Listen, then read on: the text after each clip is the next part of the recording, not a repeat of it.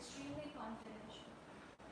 Only the devotee can perceive how the Lord, although full in himself, depends on his devotee for some particular work. Or other than America. I seriously considered Montreal. Took a weekend with a college friend in Montreal, and I really loved it. And I thought, well, maybe I'll just sit out the no. Then I thought, no, maybe I should have more. So I ended up getting a cheap ticket to, but I actually was quite active anti-war movement. I participated in a huge demonstration at the Pentagon where we all burned our draft cards. And a number of us were arrested, including myself. They took us to a little processing center in Alexandria, Virginia on buses and took our names and let us go. I came to the attention of the government because of one draft card I burned together I sent back to General Hersey, who was the head of the Selective Service at that time. So that precipitated my getting drafted, of course. And I ended up being out and had tea with us the other day, and they were asking about you.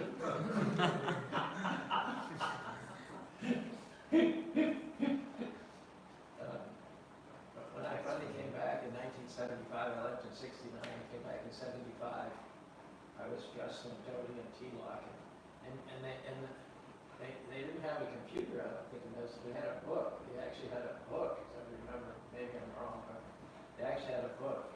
And so I was just wondering whether, my political past would have caught up to me as I was trying to re-enter the country after 8 years. But he looked in my book, and I guess there was no arrest order there. There had been a general amnesty for all draft protesters around 1971 or 72 when the war ended.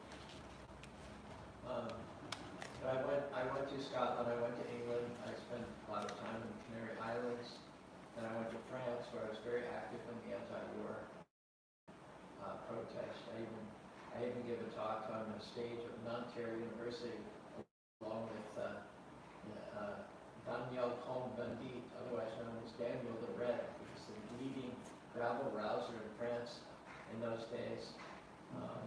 He's now a member of Parliament, and so then I heard there was a 9-day revolution in France, people marching in the street. I was part of that. I also got arrested the first day there. And then I went to Israel. My whole leaning was towards, I don't want to say communism, but sharing, not all this acquisitiveness, this greed. I have to own more and more and more and more. And look at what we're seeing now. The wealth is just being concentrated in a small few people. It's just getting worse and worse and worse and worse and worse.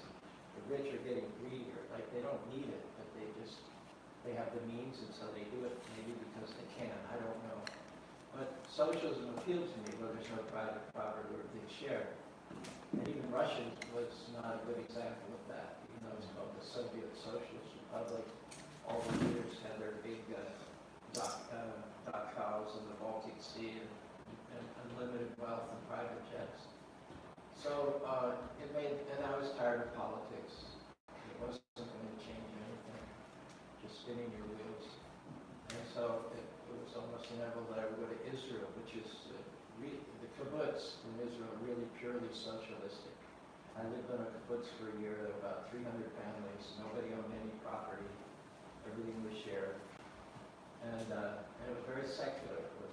There were 300 kibbutzim in Israel, and only 6 of them were religious. The rest were very secular.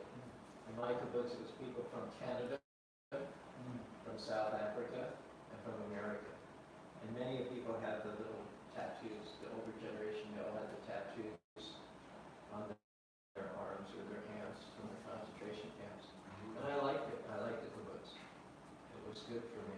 And I got up at 2:30 in the morning. I worked with the cows and I worked with the sheep. And they liked me. I'm not Jewish, but they wanted me to stay. After a year, I was still a little dissatisfied because although it had the element of sharing everything, that no one owns anything, and I like that, but there wasn't a single religious service the whole time I was there. It was strictly secular. So there was something that my soul was missing.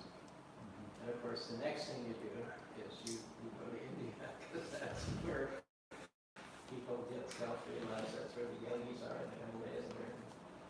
So after a year in Israel, I went to Istanbul, and I went to India overland. In those days, you could do that through Turkey, Iran, Afghanistan, and Pakistan. I arrived in India.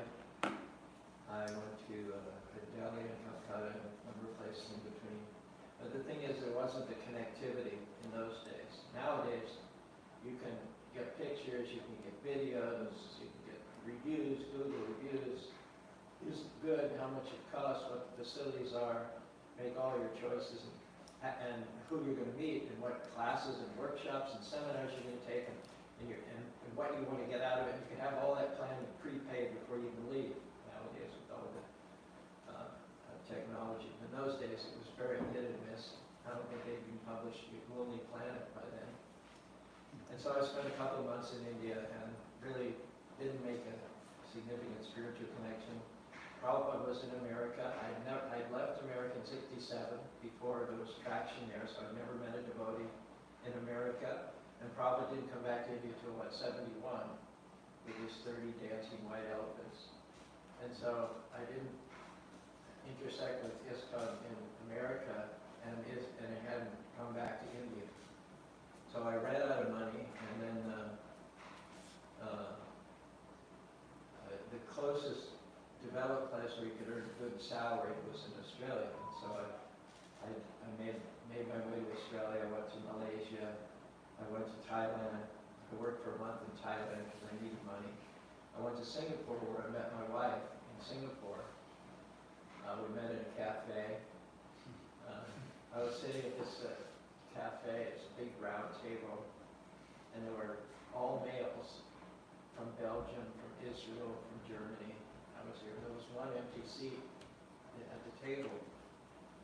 And I just happened to be looking at the doorway, and framed in the doorway was this gorgeous young lady who had just appeared in the doorway, and she was looking for a place to sit. And so I just Krishna just inspired me. I just got up, and I pulled this chair out, with panache, She came over and she sat down in the chair. About 20 years later, she told me that when I did that, her first thought was, he'd make a good husband.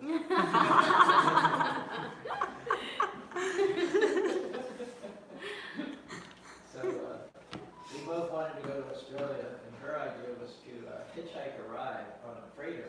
Kind of a novel idea, don't you think? Hitchhiking on a freighter. So she asked me to accompany her to this club where all the ship's captains hung out, and I agreed. There was no security. I mean, a good-looking young man and a good-looking couple could just waltz right in. And we passed some of the early ships going to Australia. I said, yeah, that Norwegian fellow over there, he's leaving in the next couple of days.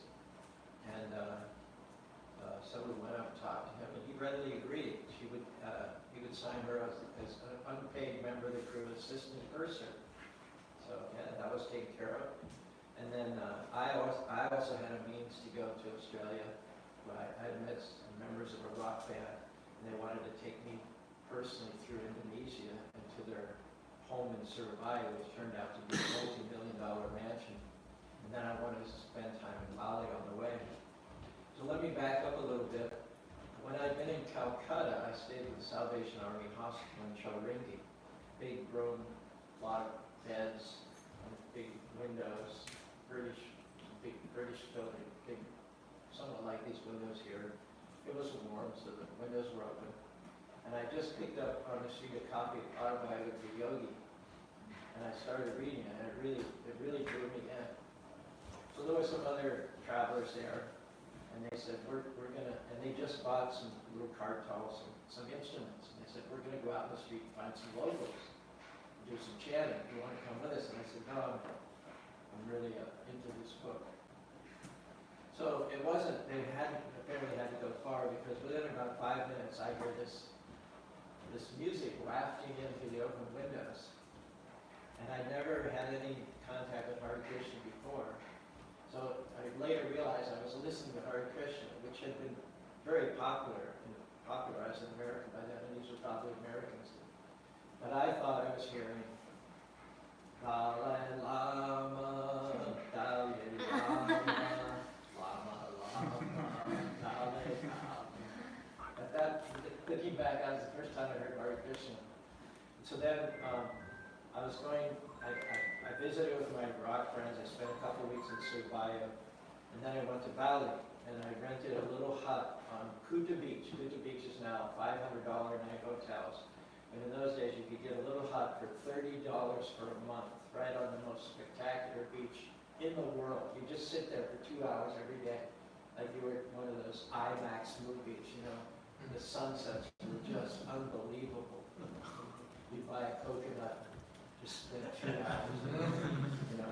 Totally stone cold sober, mind you. You know, it was just not a spectacle in and of itself. And then, but the thing was, and then the thing was next to me, in the hut next to me, there were a bunch of Californians. And they chanted Hare Krishna every night. Every single night they chanted. And I joined them. So that was the first time that I actually knew.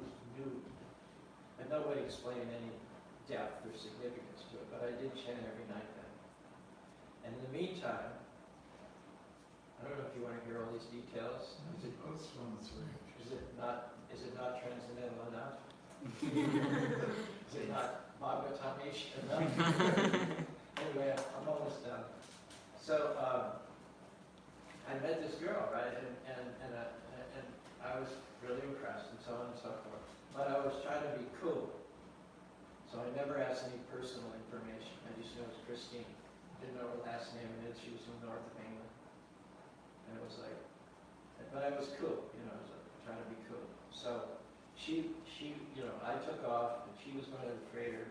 And the whole time I was in Indonesia, about 6 weeks, I was thinking, you idiot.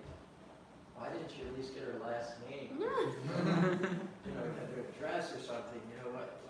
You know, all you know is you met a person with whom you struck a chord, whose name is Christine from England. Well, good luck with that, you know.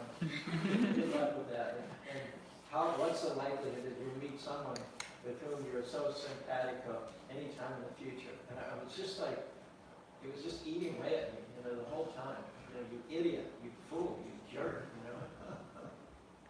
So I spent 6 weeks in Indonesia, having various adventures and all. And I finally landed in Darwin. Now, Darwin, in those days, it's like late 1969.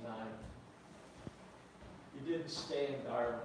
It was just a place you just went through it to go somewhere else. So I had taken this plane from Portuguese Timor, it landed in Darwin, and I was just going right to the bus station to go to Townsville or Cairns, this Gold Coast Surfers Paradise.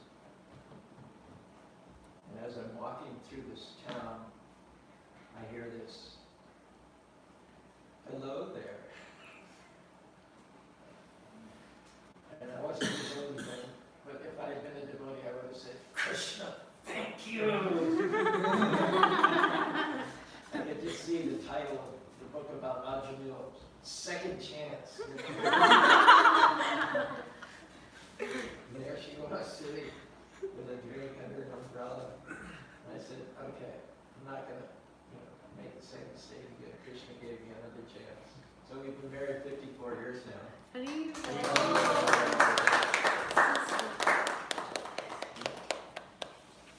We traveled together through the Northern Territories.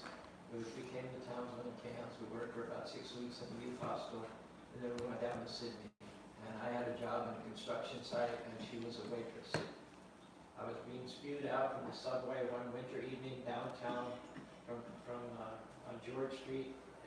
It was a gray winter evening. It was in the financial district. The buildings were all gray. It was a little overcast. All the people were businessmen. They had a famous book in those days called The Man in the Gray Flannel Suit. So these were all men in gray flannel suits. And a little flash of color caught my eye. And over to my right was a devotee, a Westerner. name was Pendra. He wore his Toyota T-Lock, and he had a copy of Packagata magazine. And I'm like, this was supposed to happen in India. Krishna is definitely mystic. He never, what you would expect it to happen in India didn't happen. And the last thing you would expect to happen in Australia happened. You know, find your spiritual connection. So they had just come a month before, Pendra and Bali Martin. They were just getting themselves oriented. And they had rented a place which happened to be just around the corner, really, from where Bali and I were staying. And so I didn't have any idea of joining. I wasn't really a joiner, but I did want to find out as much as I could about the soul and reincarnation in Indian culture. So for about 6 months while we were working regular jobs, we would go to the temple 1 or 2 evenings a week for kirtan. Pendra was a very good kirtan singer. He was a very good speaker. But probably what kept me coming back more than anything else was he was a really good cook. I remember Ekadasis were special days. I never thought of Ekadasis as fast days, because you'd have baked potatoes with sour cream, dripping in butter, simply wonderful. And I haven't had these for a long time in Utah. Maybe it's still standard.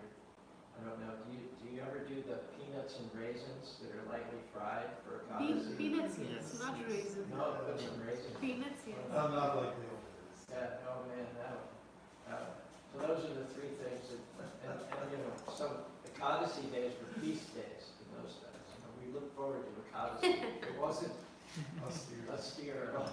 Just the opposite. Today is Ekadashi. Yeah, I know, that's why it came to mind. And anyway, finishing up, so I had a little time for the Bhagavatam. After about 6 months, it was time. We had $3,000-4,000 saved up. We're going to go back to India, go to Mauritius on this. So we started hitchhiking to Perth, from which we could get a boat to Mauritius, and then maybe to India. So about 2 days out, we were a little hungry. Went into this mining town somewhere in Western Australia. We, of course, become vegetarians. We lived in the temple for 10 days after we quit our jobs, just to see what it was like. That's when they told us about the regular principles. After we moved it, I said, "Can we move into the temple for 10 days before we travel?" They said, "Well, we do have 4 rules." I said, "What are they?" That was the first time I heard it. So we abided by those. And of course, we become vegetarian long before that. But we went into this restaurant in some mining town in Western Australia. You get this 50-year-old gum-chewing waitress, you know. "What up, me mates?" And we said, "Well, do you have anything vegetarian?" After about 5 minutes, when she stopped laughing, she said no. She said no. So we said, can we pay the full price for the lamb and the mint jelly and mashed potatoes, and you just give us extra mint jelly and mashed potatoes? And she said no. She had to bring us these 2 plates with the lamb on it. So while she was sitting by, I was sitting opposite her. So while we were scooting the lamb off, we had this look, you know, and we both had the same thought: let's go back. Because we've been traveling for 3 years. You know, you get when you run out of visa space, they actually add extra pages. So people have traveled a lot. They you know, they like to show how many pages they have. Not like an accordion. So I had all these pages, and it's not really ultimately satisfying to just travel here and there and skirt superficially the culture. I wanted to do the inner journey. I wanted to find out who I was. I wanted to solve some of the basic problems of life. And that sense, that inquisitive had been aroused in me by associating with devotees and reading Prabhupada's books alone. And so we went back. And one last point is that by then Upendra had rented a little nondescript house in Bondi Beach. Bondi Beach is a pretty exciting place, but he got this house, which is just a little, there was nothing noteworthy about the house at all. It wasn't near any major thoroughfare. It was just a residential house, like hundreds of other houses. And you couldn't have thought of a less inspiring place to have a temple. I totally disagreed with his choice. But it was it was a year's lease. There was nothing to do about it. So I thought that I'm making this noble sacrifice. I'm giving up this razzle-dazzle life of travel and then move into this brick suburban house and be a monk. I'm going to give up travel. I'm going to give up sights and sounds. Well, Krishna, you never know what Krishna has in store for you. You also should be aware of the fact that when you give up something for Krishna, Krishna will give you much more. So from my moving in the temple thinking that my traveling days were over, I became the president. Pendra and Balimartin left within 2 weeks. I was driving to the airport. I said, who will be the president? They said, we thought you would. 2 weeks on the boat. But be that as it may, Prabhupada wanted every leader to go to India every year. So between 71 and 81, I went to India once, twice, sometimes 3 times a year. I was giving up traveling. Little did I know that I was going to travel more than ever into the best places were repeatedly mindful and Vrindavan. I don't know if that even leaves time for Bhagavatam. What should we do? Well, I just had a question. Could you relate to the devotees here about your involvement with the Festival of India? Because it's my understanding that it started here and you were part of it. Davy Deva, who I think is originally from Canada now, he spends his time in Philadelphia. He's from Wings. Yeah, he made a grant proposal to the GBC for $90,000 to put together what we call TRIP. We're still coming off of the hippie days, I guess. Traveling Rath Yatra Festival, Traveling Rath Yatra Party, TRYP TRIP. It's going to be called TRIP. Later I changed it to SAGE, South Asian Cultural Exhibitions. Okay. So he had gotten $90,000 and he rented a storage unit. And he's from here in Toronto and he moved here, joined here. We're talking about David Deva. right, and Dasha Asuka was here at the time. He was kind of an eccentric guy that worked with us. So we would stay in Toronto, and I remember I was getting up at 2:30 in the morning, chanting my rounds, chanting slokas also, I really remember. And I would spend a lot of time between 2:30 and 4:30 in the morning up on that balcony, And that's my old stomping grounds, you might say. And it was wild. I mean, Murli Krishna was the vice president, Bishop Khan was the president. One day during Mangalarti, Murli Krishna had me on his shoulders. He had me, I was horizontal on the back of his shoulders, and he was twirling me. And I remember the temple room going by like this. Every day was like, It was wild. and Bishop Kami always liked to do something dramatic. He liked to do something memorable. And so they used to have really upbeat Tulsi artists. And the same, it's exactly the same. The same stand is sitting out there with the same type of microphone on it, which I assume she used for Tulsi arti. So Bishop Khan was leading one of, really, really upbeat, danceable Tulsi arti, and he was playing the rompers. And I could see that he was thinking, how can I indelibly embed this particular Tulsi arti in the minds of her? How can I go over and above and beyond anything outrageous? And they did all kinds of outrageous things. How could I do the most outrageous thing? That this would be the Tulsi arti to end all Tulsi artis. Nobody would ever be able to take another example and say it even came up close to this Tulsi arti. So you know what he did? No. Jaya Vrinda Devi, Jaya Vrinda Devi, Jaya Vrinda. He was a very good singer. Vrinda Devi. And when you end, when you go, he did the last on the microphone. Sure microphone. he used those whompers, and he went, and pieces of that microphone just took off. We had been peppered, we were being sprinkled. And sound too. And nobody could believe what he'd done. It was just like, did you really do that? People just collapsed to the floor laughing. He couldn't believe it. So the Curtin Festival of India, that it was, let's say, it all branched out from, the effort. We spent 3 months in Toronto. So it all started here, you understand, that the Festival of India. Yeah. In Canada? Started here, Right. Shy. right here. It was out in the and your wife, Bobby. It was a little bit of a crooked because Davy Dava doesn't kind of let people in. So I saw very quickly that he wasn't going to share much with me. He was going to do it his way. And after all, he'd written a grant and he'd gotten the money. The GBC just wanted, the GBC Rameshwar told me, make sure the money's spent responsibly.